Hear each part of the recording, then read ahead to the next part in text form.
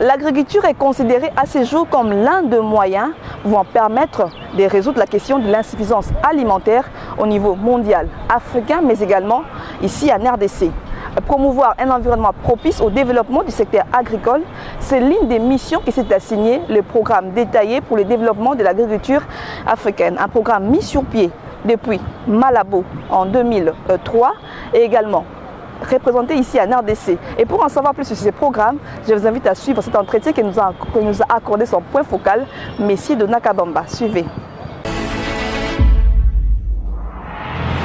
Mesdames et messieurs, merci de vous joindre à nous pour le compte de ce magazine environnemental qui s'attelle aujourd'hui sur le programme détaillé pour le développement de l'agriculture africaine. Pour comprendre ce que c'est que ce programme panafricain, nous allons en parler aujourd'hui avec le point focal pays en la personne de M. Donat Kabamba. Je vous rappelle qu'il est non seulement point focal pays de ces programmes au niveau continental, mais également il est ici au niveau de la RDC conseiller en charge de suivi, évaluation, projet et partenariat au ministère national de l'agriculture, pêche et l'élevage. Monsieur Donat, bonjour. Bonjour. Dites-nous un peu ce qu'on peut comprendre de ces projets ou de ces programmes que vous pilotez ici en RDC. Les programmes détaillés pour le développement de l'agriculture en Afrique définissent les cadres de la politique de l'Afrique pour la transformation de l'agriculture. La création des richesses, la sécurité alimentaire et la nutrition, la croissance économique et la prospérité pour tous. Alors, d'après les informations à notre possession, ce programme a vu le jour depuis le sommet de Maputo en 2003. Plus tard encore, avec le sommet des chefs d'État à Malabo en 2014, les États se sont convenus, les chefs d'État donc se sont convenus pour allouer 10% de leur budget national au secteur agricole. Qu'en est-il de cette décision-là ici en RDC? Oui, effectivement, c'est pour ça que nous sommes là. Les chefs d'État de l'Union africaine avaient déclaré, s'étaient engagés à allouer au moins 10% du budget national à l'agriculture pour le développement de l'agro-industrie, de l'agroalimentaire. Et ici chez nous, effectivement, nous travaillons pour renseigner tout ce qu'il y a à renseigner sur l'agriculture avec grand A. Ce n'est pas seulement l'agriculture Machamba, c'est l'agriculture, c'est l'élevage et tout ce qu'on peut faire comme pêche et élevage. Alors, il y a une partie lobbying qu'on doit faire. Donc, on doit rappeler. Déjà, nous serons avec l'équipe PDDA-Pays devant l'Assemblée nationale pour essayer de demander au patron budgétaire de la RDC pour allouer les 10% à l'agriculture. On va rappeler au chef de l'État parce qu'en ce moment-là, il n'était pas là. Ses pairs avaient décidé et il va endosser cela et allouer l'argent de 10%. Monsieur Donat, actuellement, le budget réservé à l'agriculture dans notre pays est de même pas 1%, à ce que je sache, n'est-ce pas? Pensez-vous qu'il va partir de moins 1% à 10%? Pensez-vous que cela est-il possible? C'est un problème de volonté politique. Il a dit, quand on parle des social, nous voulons qu'il parle directement de l'agriculture. Et le social n'ira bien qu'avec l'agriculture. La diversification de l'économie qu'on veut en République démocratique du Congo, si on veut éviter les mines, que ce ne soit seulement pas les mines qui nous apportent de l'argent, l'agriculture est là.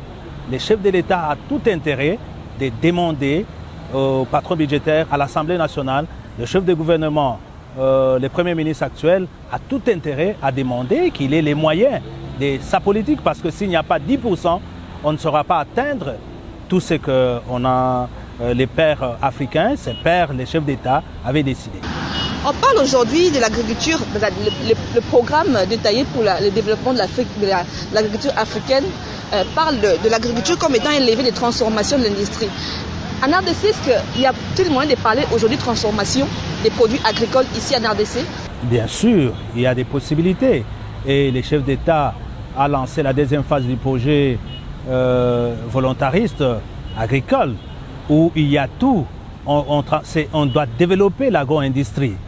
Au même moment qu'on développe l'agriculture familiale, on doit développer l'agro-industrie. Parce que ce n'est pas possible qu'on vende les maïs en graines aujourd'hui. Ce n'est pas possible qu'on vende seulement les cossets de manioc. Non, on doit transformer ça, c'est-à-dire en farine et donner aux gens la possibilité d'utiliser ça directement. Il y a également la question des terres. Vous prenez en compte la gestion des terres. Aujourd'hui, la question des terres alimente plusieurs débats. Il y a la question de la réforme foncière qui est pendante. Les responsables terriens aujourd'hui sont parfois victimes de spoliation par l'État congolais. Comment entendez-vous résoudre ces problèmes, vous, en tant que programme qui doit aider normalement ce secteur-là, l'agriculture anarchique? Non, j'ai participé dernièrement à la validation du rapport final sur l'aménagement du territoire. C'est un problème d'aménagement du territoire. On doit savoir où doivent se retrouver les terres pour l'agriculture. On doit éviter la déforestation. On doit chercher. Là, c'est un problème. L'agriculture utilise les terres. Mais l'aménagement du territoire attribue ces terres. Ça ne dépend pas des chefs coutumiers. Effectivement, ce sont des chefs de terre, mais c'est l'aménagement du territoire. Donc, nous aurons besoin d'évoluer. Déjà, nous avons en RDC plus de 240 000 fermes abandonnées. Nous devons d'abord reprendre ça. C'était dans les temps. Ils étaient abandonnés. C'était dans les temps. Donc, chacun peut avoir ça. Hein. Ce sont des terres de la République démocratique du Congo. Non, il peut avoir ça pour utilisation.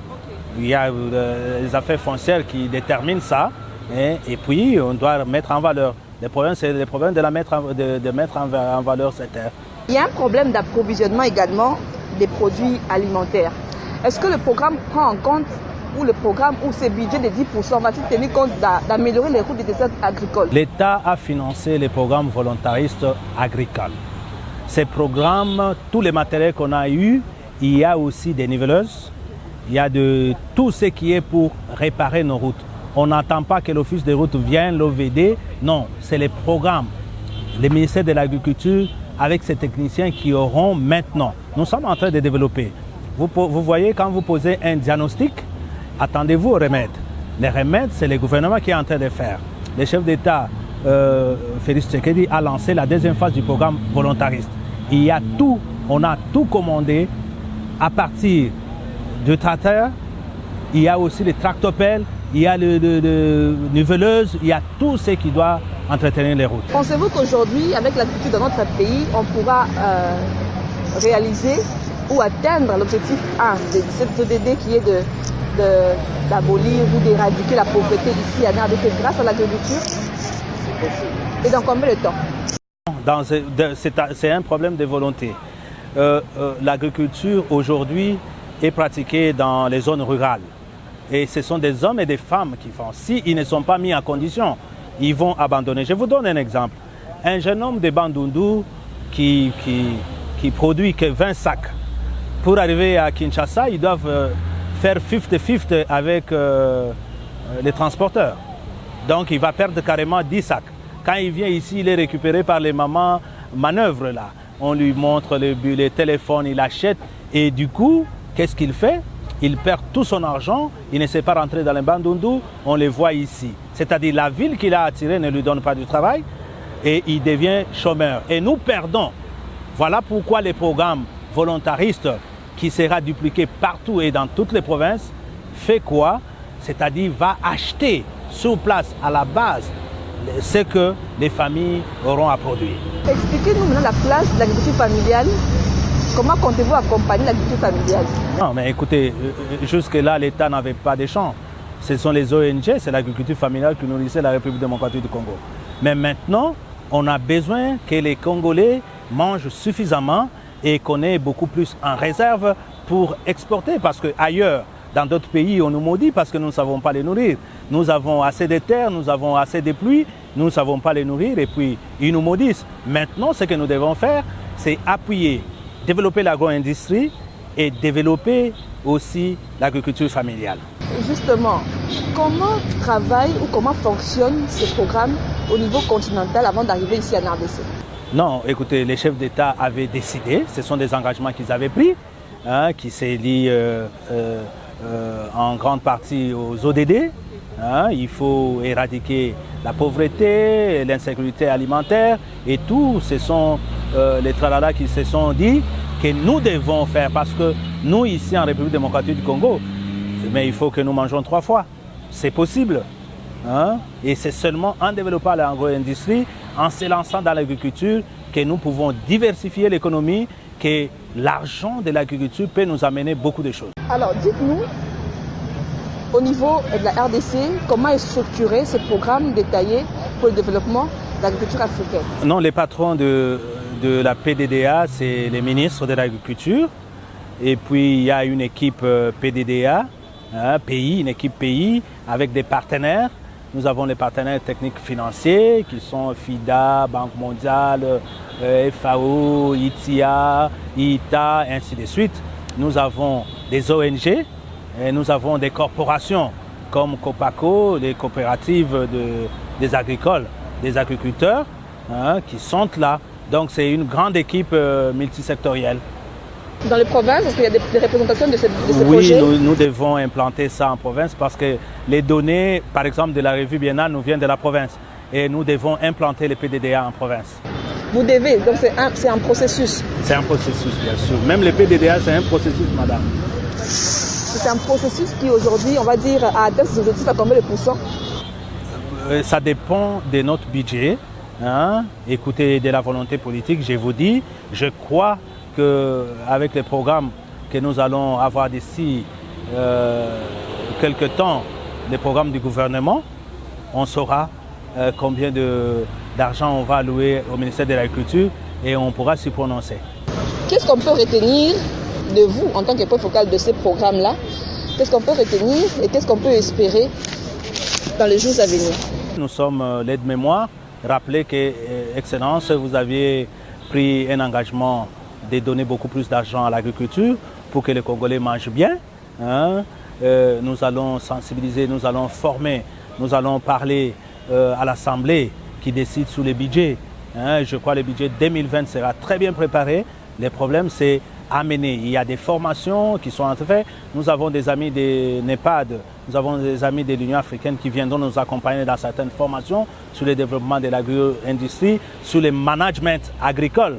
Parce que ça nous manque, ça aussi. Il y a des partenaires, des amis qui viendront nous accompagner dans cela. Ce que nous pouvons espérer, et c'est compter sur les nouveaux leaderships et sortir le Congo du marasme économique et puis avoir à manger tous les jours. Parce que 3 fois par jour, et puis c'est la santé. Nous aurons des bons écoliers, nous aurons des bons travailleurs qui mangeront à leur faim. Et d'ailleurs, le pays sera reconstruit et ça sera le développement. Merci à vous, M. Donald Kabamba, de nous avoir accordé ce temps. Je vous rappelle que nous parlions avec M. Donald Kabamba, qui est point focal du programme détaillé pour le développement de l'agriculture africaine. Ce programme est un programme qui prône l'agriculture, le secteur agricole comme étant le levier de transformation économique du continent africain. Ça prône également l'agriculture durable. Merci.